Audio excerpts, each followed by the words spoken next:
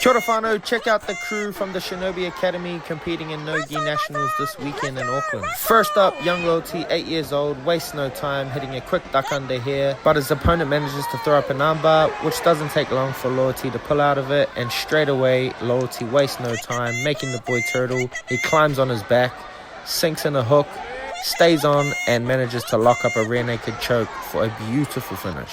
But hey, you win some, you lose some. In his second match, he gets caught in an armbar and he goes home with a silver medal in his division. Alright, next up we have Tasmin Perry, who wastes no time and hits an immediate takedown. A very strong competitor competing for her 15th competition. She goes for a mounted triangle but ends up in the guard position, but wastes no time and reverses the position back into mount, where she fixes her mistakes from her first attempt and goes for the armbar instead, quickly breaking the grip and landing a beautiful submission. With her opponent being injured and only one in her division, she takes home the gold medal. Last but not least is young Eddie, only 14 years old. This boy looks like a freaking 20-year-old. Another strong wrestler, wastes no time getting a beautiful takedown. He lands in the mount position, starts isolating the other boy's arm so he can score a hidden arm choke, where he secures the position, steps off to put more pressure on the choke, and quickly gets a tap.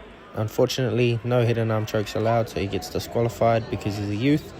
But he gets to verse the boy again, hits another beautiful takedown, sidesteps past the guard into mount, and has to think about what he can do here. So instead, he isolates the arm.